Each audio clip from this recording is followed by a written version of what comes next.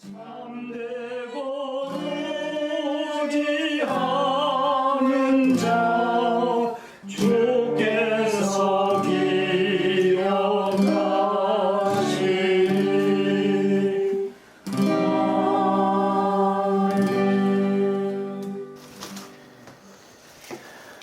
요한복음 14장 10절부터 14절까지 우리 같이 목소리로 읽어봅시다. 10절부터 14절까지 시작. 내가 아버지 안에 아버지는 내 안에 계신 것을 네가 믿지 아니하느냐. 내가 너에게 이르는 말은 스스로 하는 것이 아니라 아버지께서 내 안에 계셔서 그 일을 하시는 것이라. 내가 아버지 안에 거하고 아버지께서 내 안에 계심을 믿으라. 그렇지 못하겠거든 행하는 그 일로 말미암아 나를 믿으라. 내가 진실로 진실로 너에게 이르노니 나를 믿는 자는 내가 하는 일을 그도 할 것이요 또한 그보다 큰 일도 하리니 이는 내가 아버지께로 감이라. 너희가 내 이름으로 무엇을 구하든지 내가 행하리니 이는 아버지로 하여금 아들로 말미암아 영광을 받으시게 하려 함이라. 내 이름으로 무엇이든지 내게 구하면 내가 행하리라. 아멘. 네, 여기 13절, 14절에도 우리가 좋아하는 구절, 기가 솔깃한 구절이 있죠. 내 이름으로 무엇이든지 내게 구하면 내가 행할 것이다. 그러니까 무엇이든지 구하면 다 들어줄게 이렇게 들리잖아요. 네, 이런 본문에 대해서 좀 말씀을 나눠볼게요. 우리는 지금 성경이 말한 기도에 대해서 말씀을 나누고 있습니다. 기도에 관해서 말씀 나누기 그 전에 어떤 주제로 예배를 드렸죠? 교회 진리로 예배하는 자들, 그 예배에 대해서 말씀을 나눴거든요. 예배하는 중에 제가 좀 도발적으로 자기가 원하는 것을 얻기 위해 예배한다면 그것이 우상숭배다라고 제가 말씀을 드렸죠.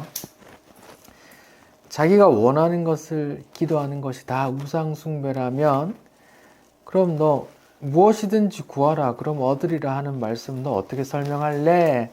라는 질문에 대한 답으로 제가 기도에 대해서 말씀을 지금 나누고 있거든요. 네, 그럼 한번 봅시다. 자기가 원하는 것을 얻기 위해 예배하는 건 우상숭배라고 제가 그랬고, 그러면 너 그거하고 부딪히는 말씀, 무엇이든지 구하면 내가 다 들어줄게 라는 구절 너 어떻게 설명할 건데? 라는 구절에 대해서 지금 계속 몇 주간 말씀을 나누고 있죠. 제가 첫 번째 시간에는 마태복음 21장 22절에 무엇이든지 믿고 구하는 것을 다 받으리라 하는 구절에 대해서 말씀을 나눴어요. 예수님께서 예루살렘으로 들어오는 길에 열매 없는 무화과 나무를 저주하시면서 이제 덧붙여서 무엇이든지 믿고 기도하면 다 얻을 거야 이렇게 말했는데 그 의미가 뭐냐에 대해서 말씀을 드렸죠.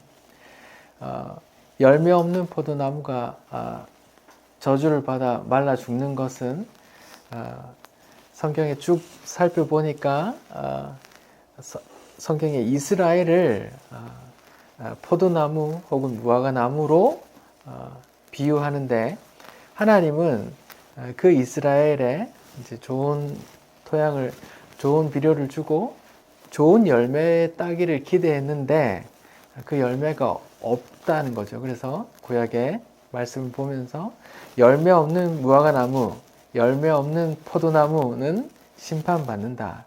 이런 말씀이 계속 나왔죠. 그런 심판의 말씀이 지금 말씀을 예수님께서 무화과를 저주하시면서 지금 표현하고 있다고 했어요. 그러니까 예수님은 지금 심판에 대해서 이스라엘 심판에 대해서 선언하고 계시는데 그 선언 가운데서 무엇이든지 기도해 그럼 얻을 거야 라는 건 무슨 말이냐? 예를 들어서 소돔과 고모라에 지금 하늘에서 불과 유황이 떨어져요. 이 땅이 지금 멸망하는 가운데 내가 무엇을 기도하면 제일 좋은 기도일까요? 지금 불과 유황이 떨어져요. 그러면 내가 돈 좀 더 벌게 해주세요. 좋은 사람 만나게 해주세요. 좋은 집 사게 해주세요. 뭐 내 아들 좀 성공하게 해주세요. 라는 기도라는 건 나오지도 않겠죠. 그런 상황을 파악하면. 거기서 내가 무엇을 기도하는 게 제일 나오는 기도예요. 제일 무엇이 절실할까요? 이 심판에서 나를 건져 주십시오. 저는 죄인입니다. 심판받아 마땅하지만 주여 용서해 주십시오라는 그 기도를 드릴 때 그 기도까지 내가 들어줄게 라는 말이라고 했고 또 의미는 성도는 그 누가복음의 그 간청 기도에 나올 때 과부가 억울한 일을 당해서 불의한 재판장에게 매일 찾아가서 나의 억울함 좀 풀어주세요라고 계속 호소하면 불의한 재판장도 들어주겠는데 하물며 하나님께서 자기 택한 백성의 기도를 들어주지 않겠느냐 이런 내용도 있다 그랬죠. 그러니까 성도는 이 땅에서 예수라는 신랑을 잃어버린 과부로서 약자로서 박해받고 고난 받으면서 억울한 일을 겪고 살게 되는데 내가 혈기왕성하게 내가 바로 복수해버릴 거야. 내가 짓밟아버릴 거야 라고 하지 않고 가슴 치면서 기도한단 말이죠. 주님, 당신께서 공의로 이 땅을 심판해 주십시오. 주님, 제가 억울한 거 주님 다 아시잖아요. 주님께서 좀 공의롭게 심판해 주십시오. 이렇게 기도하게 되는데 그 기도, 그 심판을 이 땅의 심판을 구하는 그 성도들의 기도, 주님 우리의 신원을 갚아 주십시오. 이런 요한계시록의 말씀도 있다고 그랬잖아요. 그 기도를 그래 내가 심판할게 조금만 기다려 이렇게 한다고 했고 그런 내용들이 다 하박국서에서 담겨 있다고 그랬죠. 하박국 3장에서 어떻게 기도해요? 주여 주는 수년 내에 부흥케 하옵소서. 하지만 진노 중에라도 하나님의 심판 진노 중에라도 무엇을 잃지 마옵소서. 긍휼을 잃지 마옵소서. 그러니까 하나님의 심판을 구하는 기도와 하나님의 긍휼을 구하는 기도가 거기 하박국서에 다 담겨 있단 말이에요. 그런 기도, 성도의 기도를 내가 들어줄 거야 이런 말이에요. 그러니까 절대로 내 사리사욕으로 내 탐심으로 구하는 모든 것을 다 들어줄게 라는 의미가 아니란 말입니다. 문맥상으로. 두 번째 시간에는 지난주에 요한복음 15장 이야기를 통해서 요한복음 15장 7절 너희가 내 안에 거하고 내 말이 너희 안에 거하면 무엇이든지 원하는 대로 구하라 그리하면 이루리라 이런 말씀을 중심으로 무엇이든지 구해 내가 다 들어줄게 라는 본문을 또 설명을 드렸어요. 여기 요한복음 15장 7절에는 앞에 전제가 있다고 그랬죠. 조건이 있습니다. 뭐든지 다 들어줄 건데 어떤 조건을 충족하면 들어줘? 너희가 내 안에 거하고 내 말이 너희 안에 거하면 기도하면 다 들어줄게 라고 했는데 너희가 내 안에 거하고 내 말이 너희 안에 거한다는 그런 상태가 어떤 표현이라고 했어요? 성령 받은 성도의 상태라고 말했어요. 그러니까 성령으로 인해 하나님과 하나 된 그런 성령의 다스림을 받은 성령의 인치심을 받은 예수 믿고 그 믿는 자의 표징으로 성령 받고 성령의 다스림 아래에서 점점 더 자기 부인 되어져 가면서 성령의 열매들을 맺어가는 그런 단계. 그 야생마가 잡혀져서 길들여지는 그런 와중에서 그런 와중에 하는 그런 기도들을 들어주겠다는 말씀이라고 했습니다. 그러니까 내 사리 사욕을 위한 말씀도 아니라고 말씀을 드렸죠. 우리는 마땅히 구할 바를 알지 못한다고 했죠. 그래서 우리는 마땅히 구할 바를 알지 못해서 뭘 구해요? 이 땅에 보이는 것들을 구하게 된다고요. 그런 상태를 로마서에서는 너희가 우리는 마땅히 구할 바를 알지 못하나 이렇게 이제 다 전제를 깔고 성경은 그걸 다 알고 있어요. 우리가 마땅히 구할 바를 알지 못하는 걸 다 알고 있는데 누가 탄식하며 기도하는 예, 성령께서 말할 수 없는 탄식으로 우리를 위해서 마땅히 구할 바를 구하게 기도해 주신단 말이에요. 마땅히 구할 바가 뭐라 그랬어요? 마태복음 6장에 먼저 그의 나라와 그 의를 구하게 되는 게 마땅히 구할 바이고 먼저 위의 것을 구하는 것이고 그 위의 것은 생명이고 그 나라 하나님 나라이고 하나님께서 준비하신 그 의고 또 주님 다시 오심에 대한 소망이고 그런 거란 말이죠. 그런 건 절대로 성령 받지 않은 사람들이 구하지 않는 거라고요. 구할 수 없어요.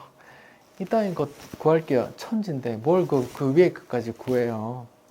그게 뭐 나한테 무슨 가치가 있는데 라고 생각하고 그런 걸 구할 수 없다고요. 근데 성령님도 예수님도 우리를 위해 그렇게 기도하고 계시고 우리가 그렇게 서서히 성령님에 이끌려서 그렇게 너희가 내 안에 거하고 내 말이 너희 안에 거하면 그런 상태로 되어지는 가운데 자기 부인되어져 가는 가운데 야생마가 이렇게 잡혀서 길들여지는 가운데서 성령의 인도하심을 따라 하는 그 기도를 내가 들어줄게 이런 의미란 말이에요. 사리사욕으로 구하는 거 다 들어줄게 이 땅의 거 다 들어줄게 라는 말씀이 아니라고 그랬잖아요. 성경의 다른 구절에 뭐라고 나와요? 세상의 것을 구하지 말라고 하죠. 세상은 다 뭐라고요? 안목의 정욕과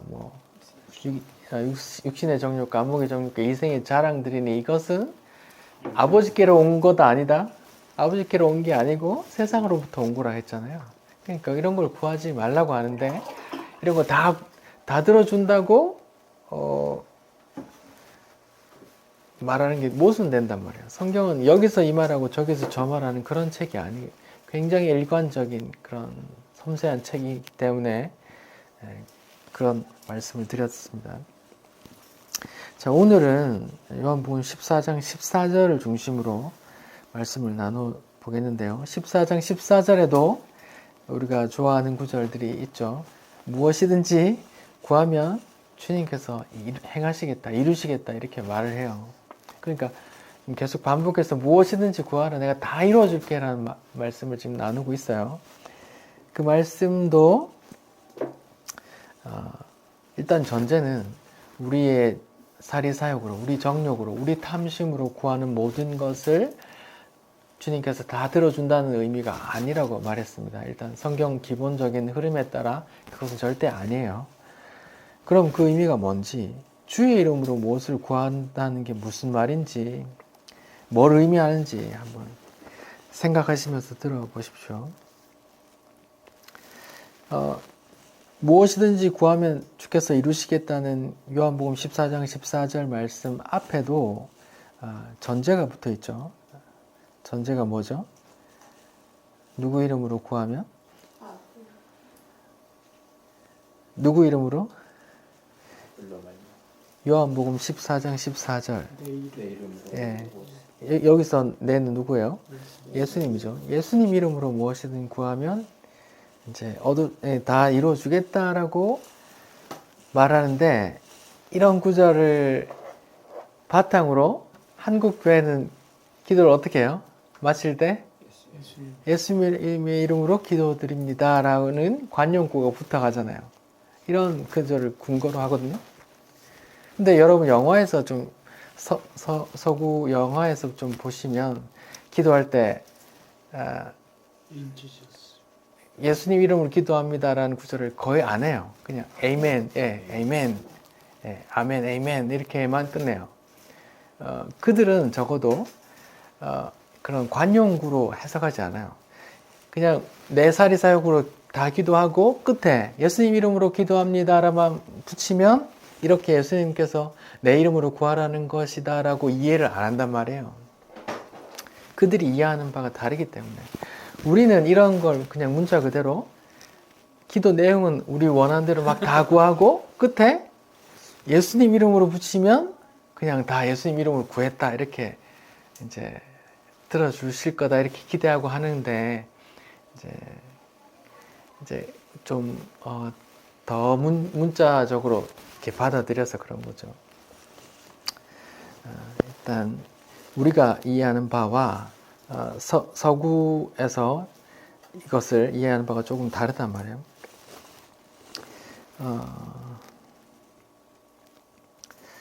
그냥 우리 한국 교회에는 예수님 이름으로 기도합니다라는 게 거의 전통 관례 관용 구절처럼 이렇게 여겨지죠.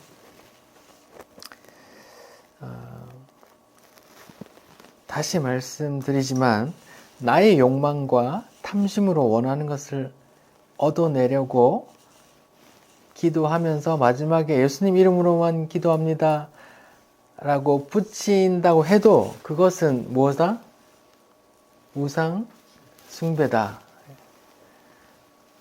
끝에 그냥 그런 관용, 예수님 이름으로 기도합니다라는 관용구만 붙였다 할지라도 그 구하는 내용이 나와 자기를 위하여 또 내가 원하는 정욕과 탐심으로 구하는 내용들이라면 예수님의 이름까지 도용해서 내 원하는 것을 얻어내려고 하는 우상 숭배란 말이에요. 좀 도전적이죠.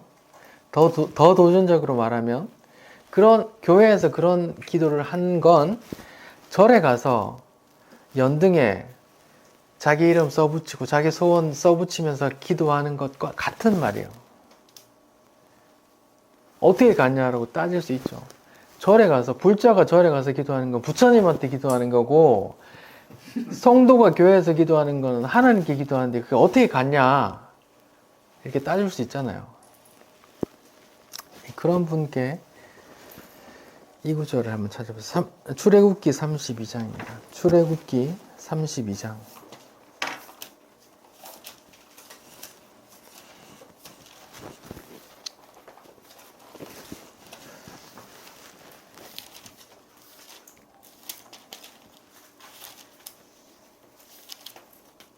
출애굽기 32장 1절부터 10절 우리 같이 한 절씩 읽어봅시다.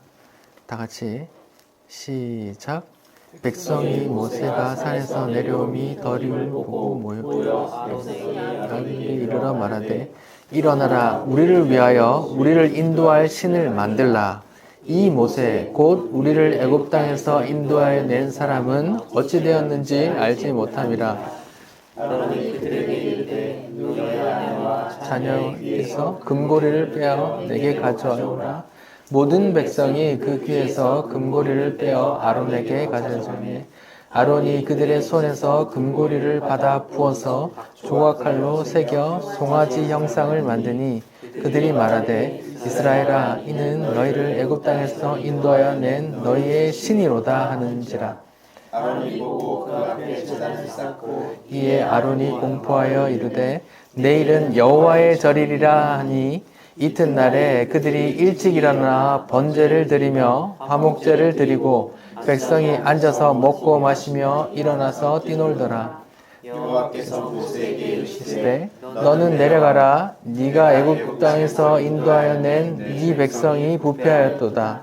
그들이 내가 그들에게 명령한 길을 속히 떠나 자기를 위하여 송아지를 부어 만들고 그것을 예배하며 그것에게 제물을 드리며 말하기를 이스라엘아 이는 너희를 애굽 땅에서 인도하여 낸 너희 신이라 하였도다.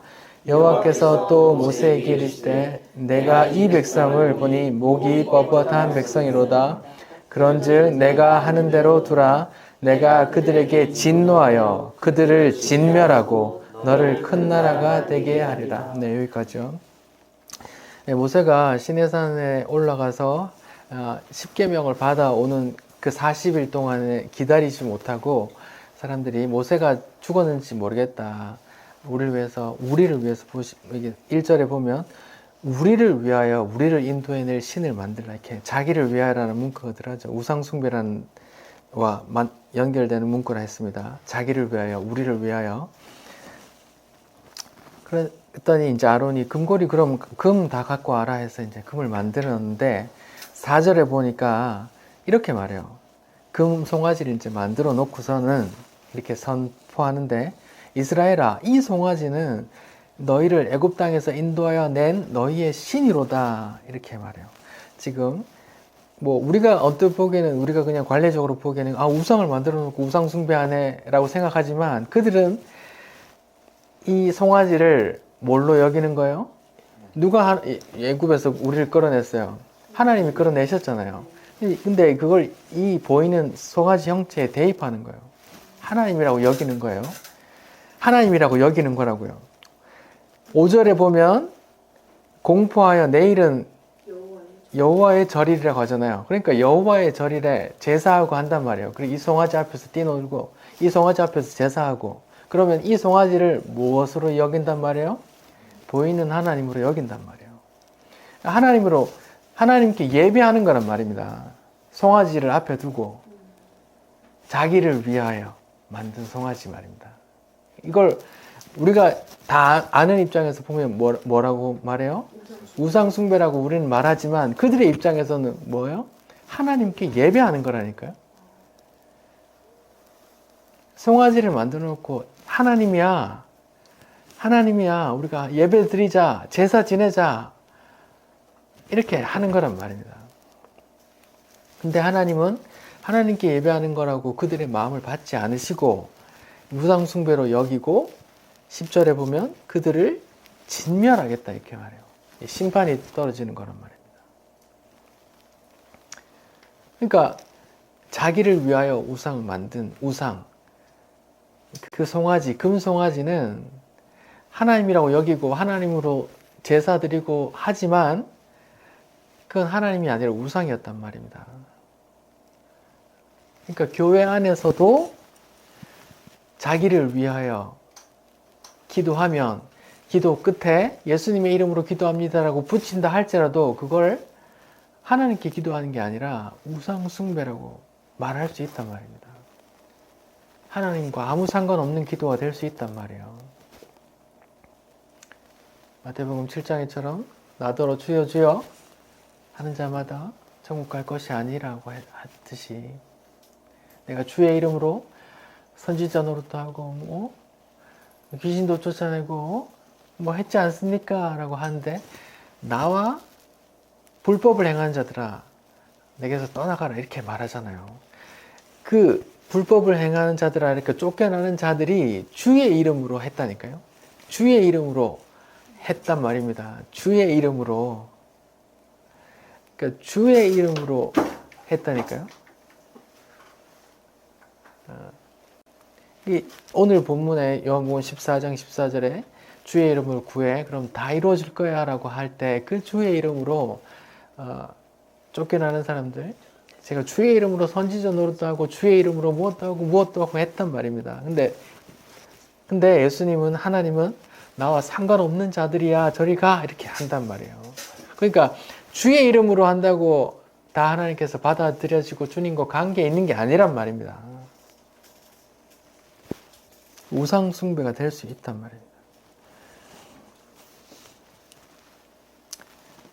그처럼 우리도 주의 이름을 부르면서 예배하고 기도한다고 교회에 와서 경건하게 종교 행위를 한다고 해도 그 목적이 자기를 위하여 정욕과 탐심으로 이 땅의 것, 세상적인 것을 구하고 있다면 그것은 다 아무리 경건하게 드리고 아무리 헌금을 많이 하고 아무리 내 봉사가 들어간다 할지라도 그건 우상 숭배요 불법을 행하는 자들에게 떠나가라라고 하는 하나님과 관계없는 그런 일이 된단 말입니다.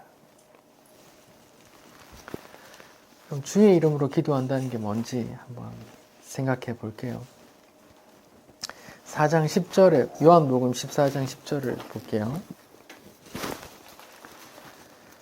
요한복음 14장 10절에 보면 우리 지난주에 했던 요한복음 15장 7절과 비슷한 내용이 나오죠. 그럼 비슷한 조건절이 나와요. 같이 읽어볼까요? 요한복음 14장 10절 시작. 내가 아버지 안에 거하고 아버지는 내 안에 계신 것을 네가 믿지 아니하느냐. 내가 너에게 이르는 말은 스스로 하는 것이 아니라 아버지께서 내 안에 계셔서 그의 일을 하는 것이라.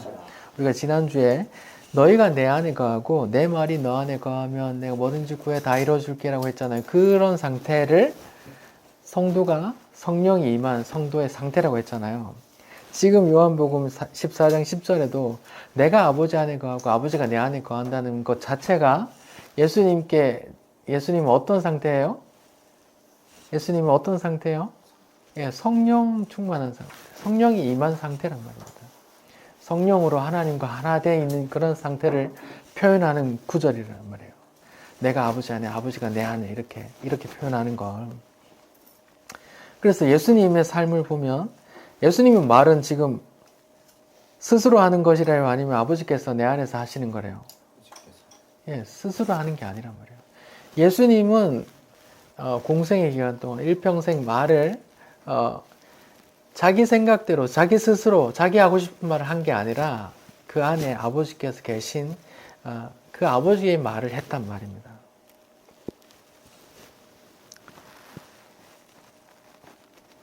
스스로 한 말이 아니라고 하잖아요. 제가 우리 한번 요한복음 찾아봅시다. 요한복음 6장 38절. 요한복음 6장 38절.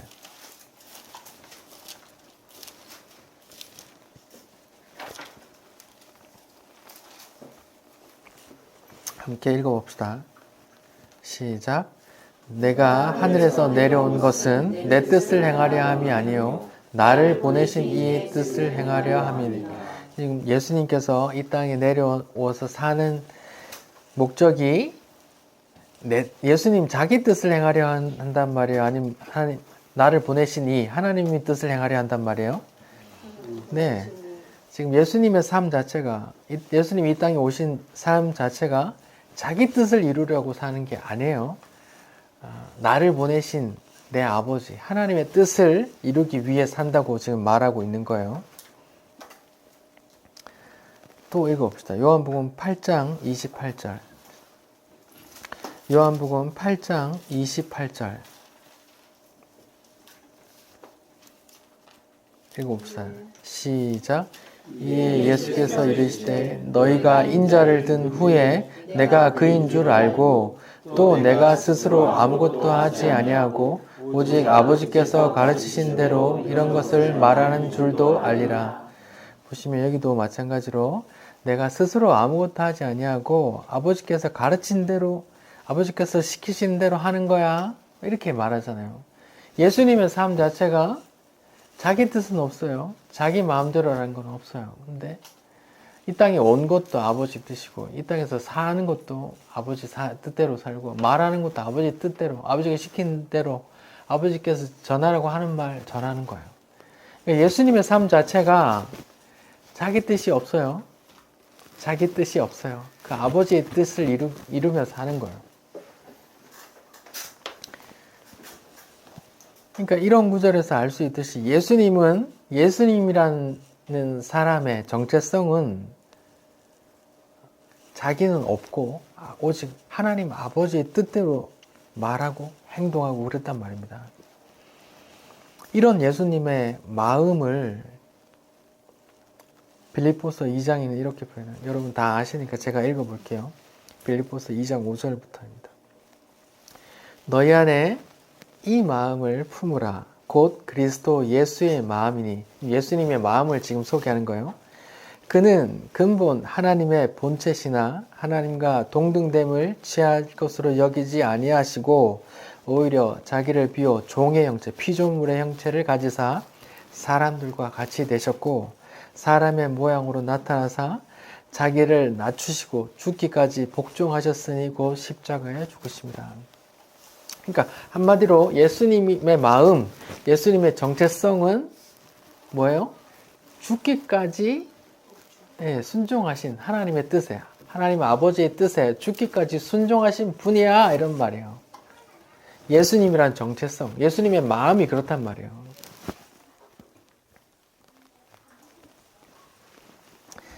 이런 예수님의 마음, 정체성이 예수님께서 십자가 지시기 전에 기도할 때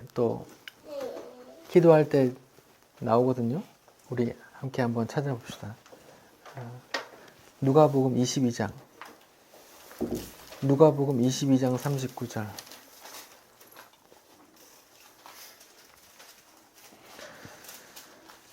누가복음 22장 39절부터요.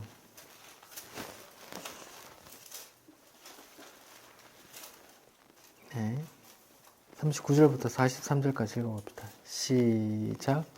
예수께서 나가사 습관을 따라 감람산에 가심에 제자들도 따라갔더니 그곳에 이르러 그들에게 이르시되 유혹에 빠지지 않게 기도하라 하시고 그들을 떠나 돌 던질 만큼 가서 무릎을 꿇고 기도하여 이르시되 아버지여 만일 아버지의 뜻이거든 이 잔을 내게서 옮기시옵소서. 마시옵고 아버지의 원대로 되기를 원하나이다 하시니 천사가 하늘로부터 예수께 나타나 힘을 더하더라.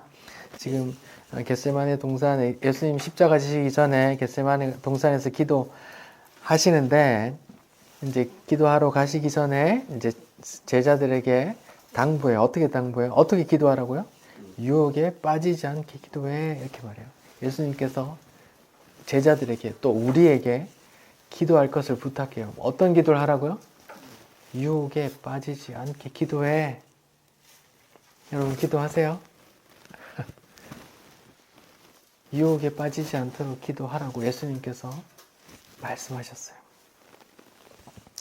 우리가 기도해야 할 것 중에 하나, 이 땅을 살면서 유혹에 빠지지 않게 기도해 달라 기도하는 겁니다.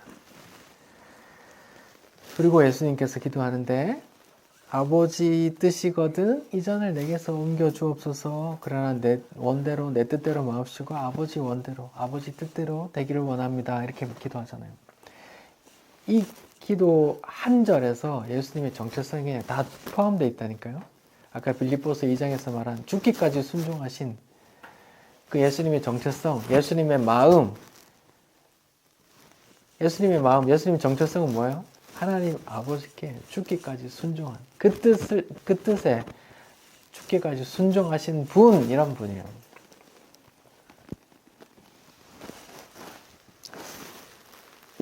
그리고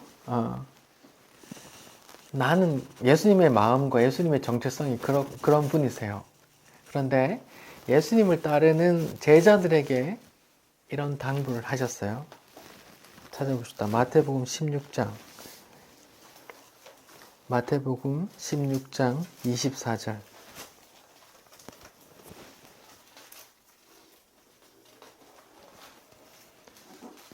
마태복음 16장 24절.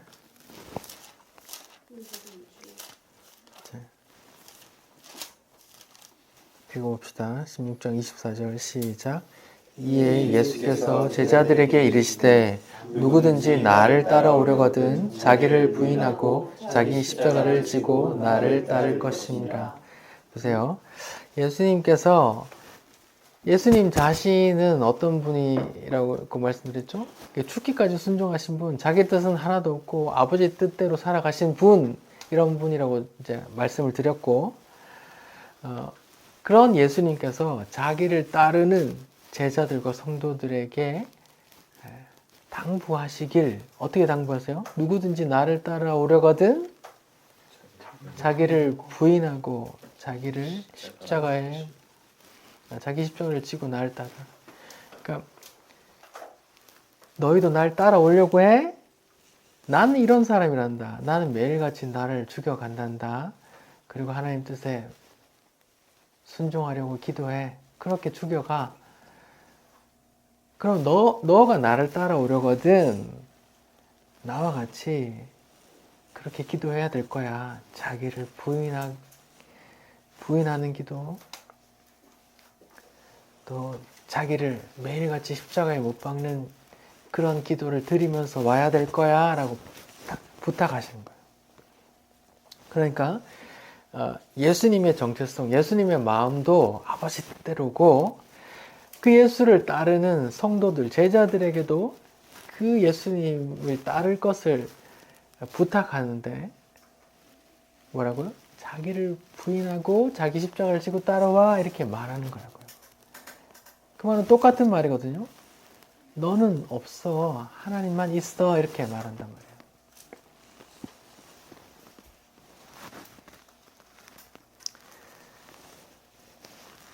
이렇게 말씀하셨던 예수님께서 만약에 지금 오늘 본문 요한복음 14장 14절에서 문자 그대로 네가 원하는 거 다 기도해 내가 다 이루어줄게 이렇게 말하셨겠어요? 그런 뜻일까요? 이게 충돌하잖아요. 예수님은 정신병자가 아니래요. 치매 환자가 아니라니까요. 여기서 이 말했다가 또 저기서 저 말했다가 그런 분이 아니세요. 일관되신 분이란 말이에요. 그러면 여기서 내 이름으로 무엇이든지 구해라는 말이 네 사역으로 뭐든지 다 구해 라는 뜻이 아니란 말입니다. 자신이 아버지께 절대 순종하는 삶을 사셨고 나를 따는 너희도 자기를 부인하고 네 뜻대로 하고 싶지 날마다 부인해야 될 거야. 네 마음대로 하고 싶지 날마다 십자가에 못 박는 기도를 해야 될 거야. 이렇게 기도하셨고 또 예수님께서 같은 의미로 천국은 어떤 사람이 가는 거라고요? 천국은 어른이 가는 거래요. 어린아이가 가는 거. 이때 말하는 어린아이는 뭐 순수하고 깨끗하고 이런 의미가 아니에요. 성경은 어릴 때부터 악하다고 말해요. 순수 이런 개념이 아니라 어른과 아이의 차이점은 어른은 독립이고 내가 내 마음대로 하는 사람이고 아이는 어른의 손을 따라 이끌려서 그냥 어른 손에 따라다니는 그런 사람이에요. 그런 자가 천국 간다니까요. 그런 의미거든요. 어린아이가 그냥 부모 이렇게 다 맡기고 그렇게 살아가는 자들, 그 예수께 다 맡기고 살아가는 자들이 그 부모가 책임진다 이런 의미거든요. 그런 거예요. 자, 이런 지금 예수님의 마음, 그리고 예수님께서 제자들에게 하는 당부, 이런 것들을 바탕으로 해서, 그럼 오늘 요한복음 14장 14절에 말씀을 보자고요. 내 이름으로 무엇이든지 구해, 그럼 내가 다 이루어줄게. 라는 구절의 의미가 뭘까요? 예수님께서 내 이름으로 구해라는 말의 의미가 뭘까요?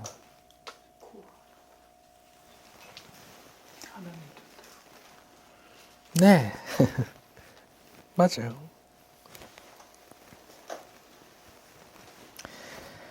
제가 요한복음 지난주에 말씀드리기를 요한복음 14장부터 16절까지는 성령님, 예수님께서 지금 죽으시고 십자가 부활을 승천하시고 이제 성령님 보내주실 거야. 그 성령께서 이렇게 해주실 거야 라는 내용이 담겨 있다 그랬어요.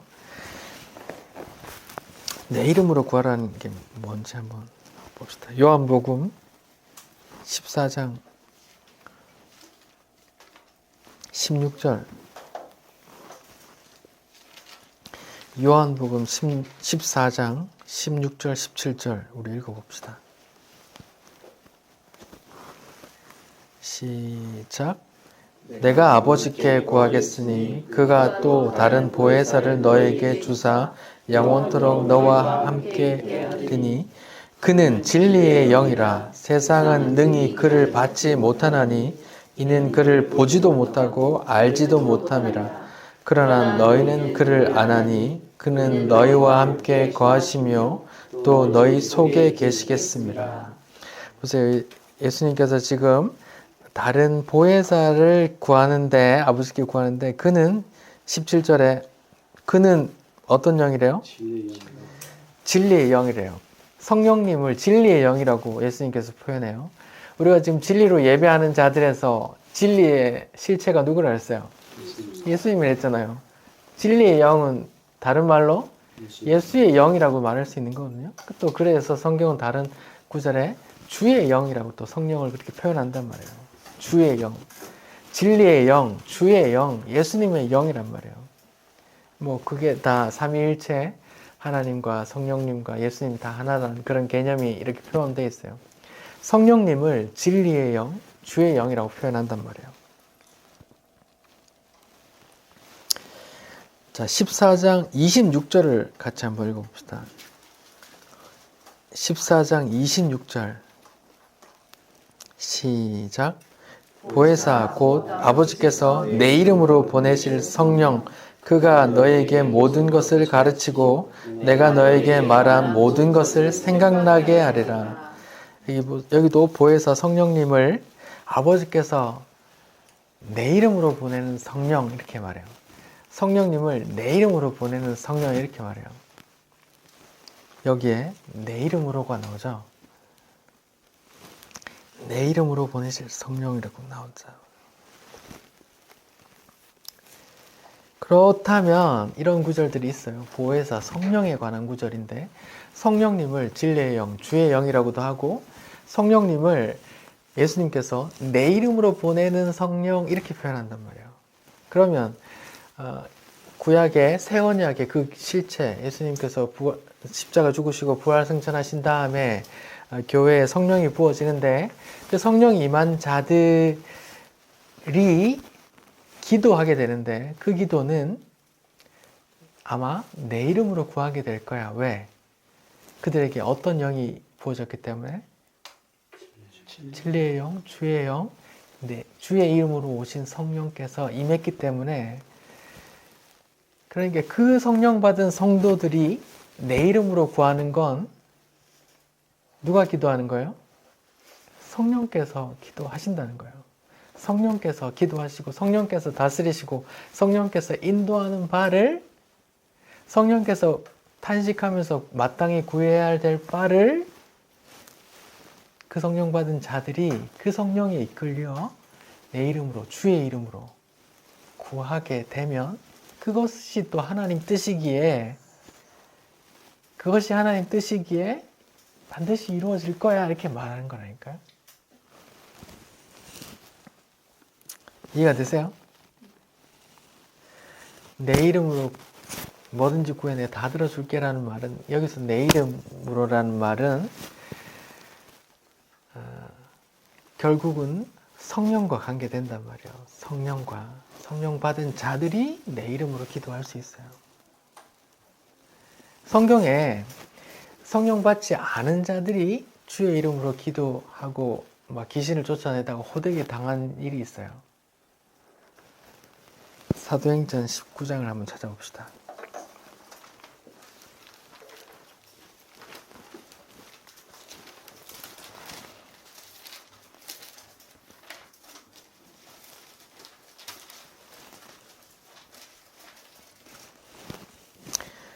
사도행전 19장 13절부터 16절까지 한번 읽어봅시다. 사도행전 19장 13절부터 16절까지 시작. 이에 돌아다니며 마술하는 어떤 유대인들이 시험 삼아 악기 들린 자들에게 주 예수의 이름을 불러 말하되 내가 바울이 전하는 예수를 의지하여 너희에게 명하노라 하더라. 유대인의 한 제사장 스게와의 7 아들도 이 일을 행하더니 악귀가 대답하여 이르되 내가 예수도 알고 바울도 알거니와 너희는 누구냐 하며 악귀 들린 사람이 그들에게 뛰어올라 눌러 이기니 그들이 상하여 벗은 몸으로 그 집에 도망간지라. 지금 사도들이 막 복음 전하고 막 병 고치고 귀신 쫓아내고 막 이렇게 하는데 주의 이름으로 하잖아요. 이런 걸 보고 이제 예수 믿지 않는 유대인의 제사장들 아들들이 따라했어요. 주의 이름으로 떠나가 이렇게 이제 귀신 들린 사람한테 말했더니 귀신 들린 사람이 말하기를 내가 예수도 알고 바울도 아는데 니 뭐야? 이렇게 확 달라들어서 막 수입하고 막 이렇게 하니까 막 도망가 버렸단 말이에요. 재밌죠? 주의 이름으로 구하는데 주의 이름의 능력이 안 나타나는 거예요. 왜냐하면 주의 이름으로 구하는 뭐든지 들어줄게라는 그 기도는 성령 받은 예수님을 믿고 그 믿음의 표징으로 성령 받은 자들이 구할 수 있는 거기 때문에 성령 받지 않고 예수도 믿지 않는 자들이 그냥 따라 흉내낸다고 하면 마귀가 알아봐요. 그리고 이렇게 한단 말이에요. 지금도 성령 운동 하신다는 분들 중에 사이비가 많아요. 성령이 뭐 하시는 분, 성령이 예수를 증거하는 진리의 영이고 주의 영이고 주의 이름으로 온 성령이거든요. 그가 내가 한 말을 너에게 생각나게 할 거야 이렇게 표현한단 말이에요. 성령님이 하시는 그 사역이. 근데 성령 운동한다는 사람들이 전부 다 막 어떤 능력 행하면서 막 자기에게 사람들을 끈단 말이에요. 그 다 그냥 악기와 친구들일 수 있는 거예요. 악기와 함께 쇼하는 사람들 있습니까? 재밌죠? 우리 사도행전 3장을 한번 봅시다. 사도행전 3장에 주의 이름으로 어떤 행정을 구하는데요.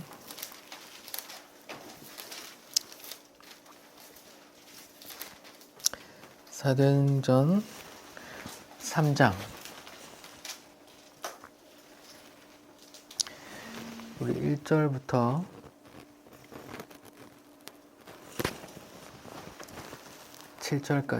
8절까지만 읽어볼까요? 읽어봅시다. 사도행전 3장 1절부터 8절까지만요. 시작. 제9시 기도 시간에 베드로와 요한이 성전에 올라갈 때 나면서 못 걷게 된 이를 사람들이 메고 오니 이는 성전에 들어가는 사람들에게 구걸하기 위하여 날마다 미문이라는 성전 문에 두는 자라. 그가 베드로와 요한이 성전에 들어가려 함을 보고 구걸하거늘 베드로와 요한과 더불어 주목하여 이르되 우리를 보라 하니 그가 우리에게 무엇을 얻을까 하여 바라보거늘 베드로가 이르되 은과 금은 내게 없거니와 내게 있는 이것을 너희에게 주노니 나사렛 예수 그리스도의 이름으로 일어나 걸으라 하고 오른손을 잡아 일으키니 발과 목이 힘을 얻고 뛰어 서서 걸으며 그들과 함께 성전으로 들어가면서 걷기도 하고 뛰기도 하고 하나님을 찬송하니 이렇게 말하죠. 여기에도 6절에 보면 베드로가 이제 그 미문에 나면서부터 걷지 못한 안진뱅이에게 이제 하는 말이 나와요. 베드로와 요한이 하는 말이 6절에 보면 은과 금은 내게 없거니와 내게 있는 이것을 네게 주노니 나사렛 예수 이름으로 일어나 걸으라 이렇게 말해요. 자, 요 구절을 잠깐 생각해 볼게요. 자, 베드로와 요한 이 사도들은 지금 성령 오순절 성령 강림 사건 이후에 막 베드로 설교로 3,000명이 막 이런 회개하고 예수 믿고 설교했더니 다 사람들이 자기 물건을 내놓으면서 막 서로 공유하고 막 예수님 사도들이 막 가는 곳마다 막 병 고치고 기순 쫓아내고 막 그런 일이 일어났단 말이에요. 그러는 가운데서 이제 베드로와 요한이 성전으로 들어가는 길에 구걸하는 사람에게 말하는데, 자, 그런 능력을 행하는 막 병 고치고 막 그런 능력이 막 나타나는데, 근데 그 베드로와 요한은 왜 금과 은은 왜 없을까요? 안 구했죠.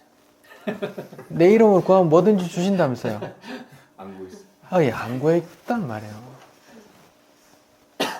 보세요. 여기에 베드로가 지금 성령 충만함을 받고 막 이적을 일으키고 막 설교 한 번에 막 3,000명 회개하고 막 사람들 감동해서 막 물건을 갖고 와서 서로 공유하고 막 그런 일이 벌어지는데, 그런 성령 충만한 베드로와 요한이 이제 구걸하는 사람에게 그냥 동전 하나 던져주면 되잖아요. 근데 그 동전 하나가 없었던 거야. 왜 없어요? 그걸 구하게 되지 않는단 말이에요. 그래서 이렇게 솔직하게 하는 말이에요. 이보시오, 내가 금과 은은 없어요. 근데 내게 있는 거 줄게요 하고 주의 이름으로 구했더니 능력이 나타난단 말입니다. 재밌죠? 여기서 주의 이름으로 나사렛 예수 그리스도의 이름으로 일어나 걸으라 했더니 일어나요. 그 사람들이 다 놀라요. 여기 보면 4장 22절에 보면 이 표적으로 병나은 사람이 40여 세나 되었더라 이렇게 나오거든요. 이게 40대란 말이에요. 나면서부터 못 걸었던 사람이 40 몇 살까지 계속 그 성문에서 구걸했던 사람이기 때문에 예루살렘에는 성전이 하나밖에 없어요. 오늘날 교회는 수만 개 있지만 교회가 하나밖에 없거든요. 그 성전 미문에서 앉아서 40년 앉아 있었던 사람을 유대인 사람들 다 알잖아요. 다 한단 말이에요.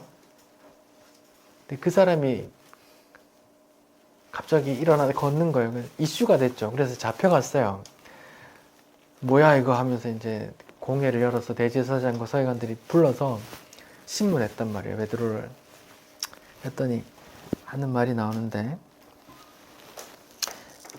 4장에 보면은 4장 8절 9절 한번 읽어봅시다. 4장 8절 9절 10절 시작. 이에 베드로가 성령이 충만하여 이르되 백성의 관리들과 장로들아 만일 병자에게 행한 착한 일에 대하여 이 사람이 어떻게 구원을 받았느냐고 오늘 우리에게 질문한다면 너희가 오늘 백성들은 알라. 너희가 십자가에 못 박고 하나님이 죽은 자 가운데서 살리신 나사렛 예수 그리스도의 이름으로 이 사람이 건강하게 되어 너희 앞에 섰느니라 이렇게 말해요. 지금 베드로 요한이 공회에 끌려가서 이제 신문에 대답하는데 지금 보시면 9절에 보면 그냥 병자를 일으켰는데 여기서 보면 4장 9절에 보면 구원받았는지 얘기한단 말이에요. 제가 지난주에 말씀드렸어요. 예수님께서 병자를 고쳐주는 이유에 대해서 말씀드렸잖아요. 제가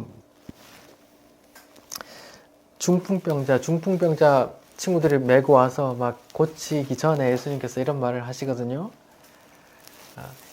내가 이 중풍병자 보고 일어나 걸으라고 하는 말과 죄사함 받았다 하는 말 중에 어느 게 쉽겠니? 이렇게 말해요. 그냥 언뜻 보기에는 일어나 걸으라고 하는 게 정말 어려워 보이잖아요.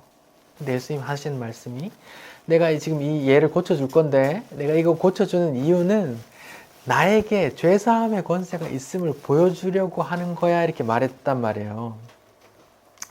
그걸 해석하자면 육체의 질병이 육체를 사망에 끌고 가는데 내가 이 병을 낫게 해줘서 구원해 줄게.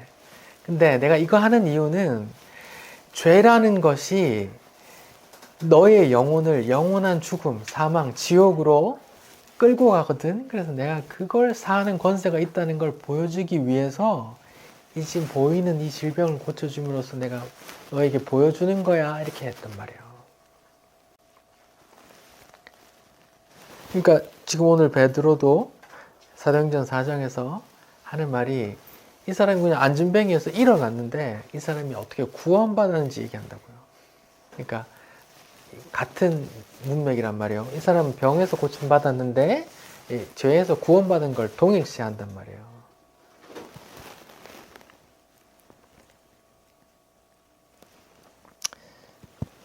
그랬더니 결국은 이 사도들이 이 일로 인해서 5장에 보면 잡혀가서 감옥 살고 두드려 맞고 나오고 그래요. 주의 이름으로 고난받는 것이 합당케 됐다 이렇게 말해요.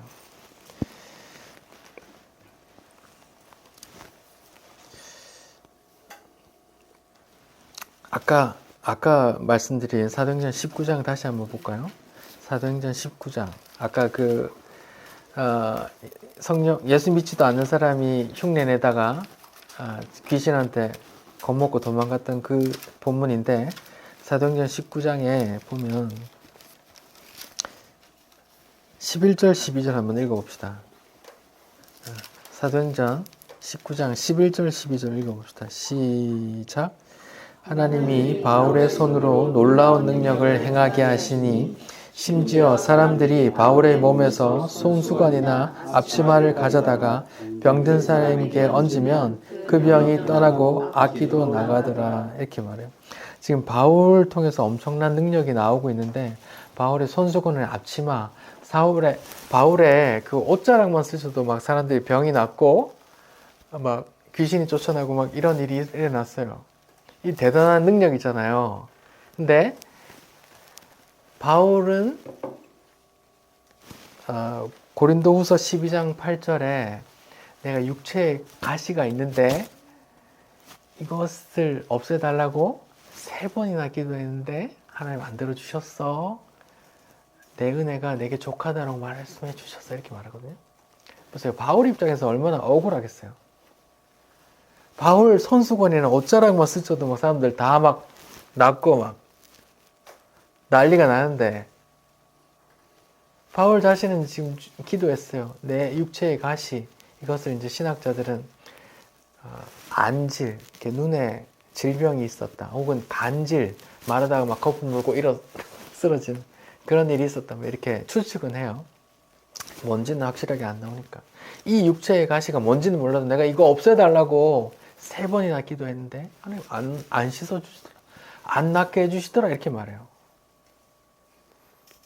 바울 입장에서 억울하잖아요. 자, 보세요. 지금 요한복음 14장 14절에 주의 이름으로 뭐든지 구해 내가 다 들어줄게 이렇게 말했어요. 그래서 뭐 베드로와 요한이 막 성전 미문에 안전뱅이 거지에게 막 일어나 걸어라, 예수 이름으로 명하는 일어나 걸어 막 걸어버리고 했는데 바울도 막 그 옷자락만 스쳐도 막 다 나와버리고 귀신 쫓아나고 하는데 바울은 기도했단 말이에요. 3번이나 내 육체에 가시가 있는데 좀 고쳐주세요. 3번 했다는 말은 죽도록 기도했다 이 말이거든요. 네? 내 은혜가 족하다 안 들어주셨단 말이에요. 네가 원하는 거 다 들어줄게 이게 아니란 말이에요. 내 이름으로라는 그 조건, 그 제약이 있단 말이에요. 하나님께서는 바울이 그 육체의 가시를 품고 살아가길 원하셨던 거예요.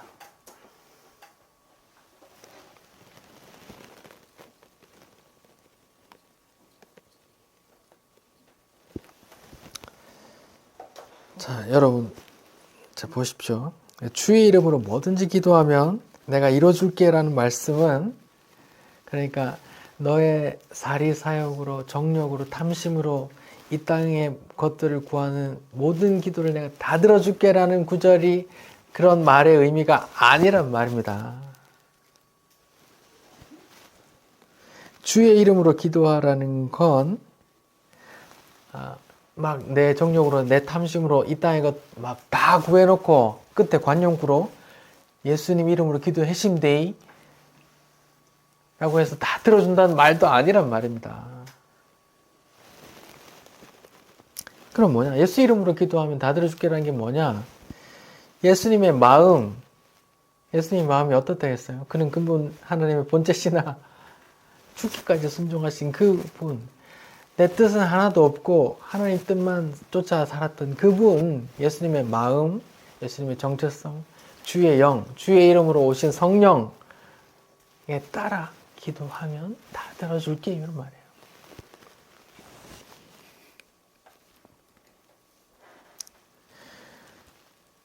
아니 더 나아가서 하나님께서 성도들을 반드시 예수와 같이 자기를 부인하고 죽기까지 믿음 저버리지 않고 순종하는 자기 백성, 자기 아들로 만들어 버리겠다는 하나님의 의지의 표현이기도 하단 말이에요.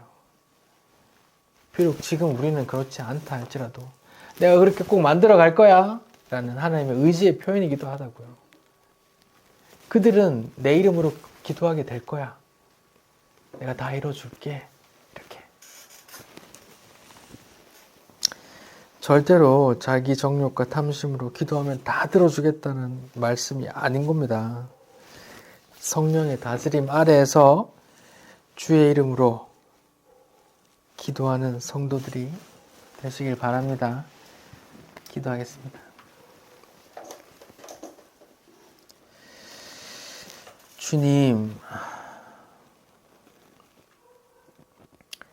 저희는 여전히 기도할 바를 알지 못하고 이 땅에 보이는 것들 탐심으로 또 질투로 부러움으로 열등감으로 우리 정력으로 이 땅에 보이는 것들을 구합니다. 마땅히 구해야 될 것을 알지 못하고 그런 것들을 구합니다. 하지만 주님께서는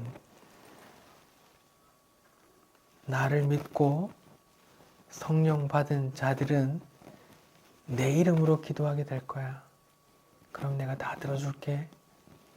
내 이름으로 주의 마음을 품고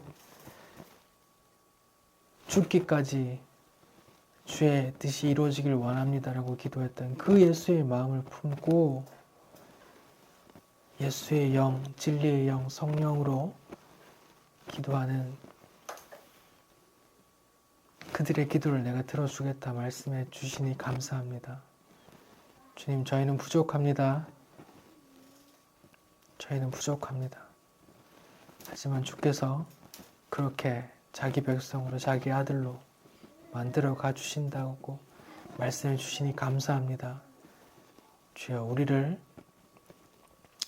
주의 이름으로 기도하고 다 응답받는 성도들로 이끌어 주옵소서. 예수님 이름으로 기도드립니다. 아멘. 하나님께 이끌리어 일평생 주만 바라면 어려울 때 힘주시고 언제나 지켜주시리. 주 크신 사랑 믿는 자 그 반석 위에 서리라. 너 설레는 맘 가다듬고 일명 중기 다리면서 그네로신 주의 뜻과 사랑에 만족하여라. 우리를 불러주신 주 마음에 소원하신다. 주 찬양하고 기도하며 내 본분이 써다. 주 약속하신 모든 은혜 내게서 이루어지